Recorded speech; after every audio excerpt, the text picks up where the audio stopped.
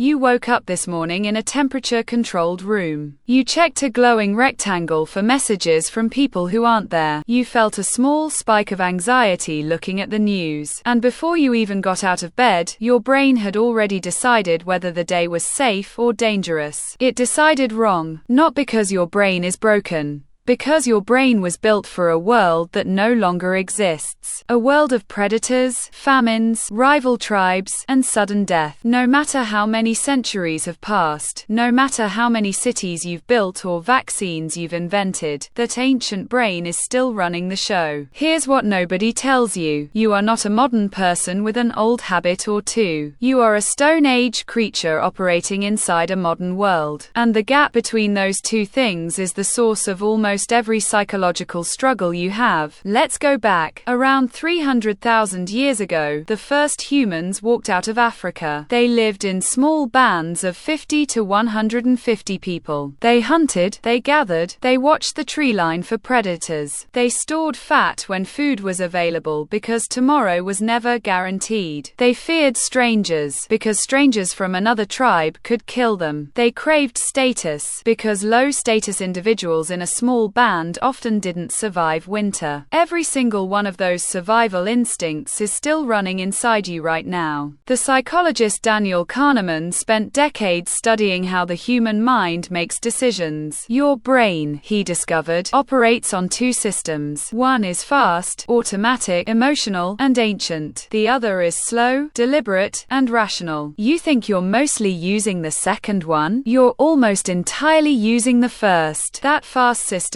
your Stone Age brain, wasn't built for accuracy. It was built for speed. In a world where hesitation meant death, a brain that could make snap judgments had a massive survival advantage. False alarms were cheap. Missing a real threat was fatal. So your brain evolved to overreact. Your brain is designed to overreact, not as a flaw, as a feature. You still scan a stranger's face within a fraction of a second and decide whether they're a threat. You still feel a flash of tribal loyalty when your sports team wins. You still feel gut punch anxiety when excluded from a social group because for your ancestor, social exclusion wasn't just unpleasant. It was a death sentence. Loneliness feels catastrophic because it was catastrophic. A human alone on the savannah 100,000 years ago was a human about to die. Now think about the modern threats your ancient brain has been asked to process. A hostile email from your boss, a comment under a social media post, a bill you can't pay, a phone notification that won't stop buzzing. None of these things will eat you. But your amygdala, the ancient alarm system deep in your brain, doesn't know that. It was built to detect predators, not pass nuance. When it sees a threat, it floods your body with cortical and adrenaline. Your heart rate climbs, your muscles tense, your vision narrows. You are ready to run or fight against a threat that is a text message. The neuroscientist Robert Sapolsky found something deeply uncomfortable about humans. Almost every other animal only activates its stress response when a real threat is present. The zebra being chased by a lion is flooded with stress hormones. The moment the lion gives up, those hormones disappear. The zebra shakes, grazes, and gets on with its life. Humans are different. Humans can activate a full stress response while sitting completely still, just by thinking about something that hasn't happened yet. You can worry about a conversation from 3 weeks ago. You can lie awake catastrophizing about a future that may never arrive. Your brain cannot tell the difference between a real threat and a vividly imagined one. In the Stone Age, that flaw was an advantage. The humans who worried about the coming winter before it arrived were the ones who survived it. Anxiety, in its ancestral form, was foresight. It kept you alive. The problem is your brain never learned to turn it off. Because in the Stone Age, the threat level never dropped to zero. There was always a predator, always a rival tribe, always scarcity on the horizon. Your brain was never meant to experience genuine safety. So when genuine safety arrives, it goes looking for danger anyway. This is why a perfect day can still feel vaguely wrong. This is why, when nothing is bad, your brain starts hunting for something to be afraid of. The absence of threat feels suspicious. It always did. Your brain evolved in a world of immediate, physical, visible threats. Everything dangerous was right in front of you. Now the threats are abstract, statistical, and distant. Your amygdala cannot process climate change or economic instability the way it processes a snake in the grass. So it either ignores them entirely, or fixates on something close and visible that stands in for the bigger, harder to see threat. This is why you'll scroll past a story about 1 million people affected by a distant disaster and feel almost nothing, but feel intense distress about a petty conflict at work. Your brain was designed for a world where the threats that mattered were close, personal, and immediate. Scale doesn't compute. The anthropologist Robin Dunbar discovered humans can maintain stable social relationships with roughly 150 people at a time, which maps almost exactly onto the size of ancient hunter-gatherer bands. Your brain has the social processing capacity of a small village. But now you live in cities of millions, communicate with thousands of strangers online, and are expected to feel concern for people on continents you'll never visit. So your brain shortcuts. It creates tribes. It assigns people to in-group and out-group with startling speed and very little information. It feels deeply loyal to a small circle and subtly suspicious of everyone outside it. This is not racism. This is not stupidity. This is 300,000 years of tribal wiring running on hardware that was never updated. Social media has turned this into something almost pathological. Every post is a status signal. Every like is a tribal endorsement.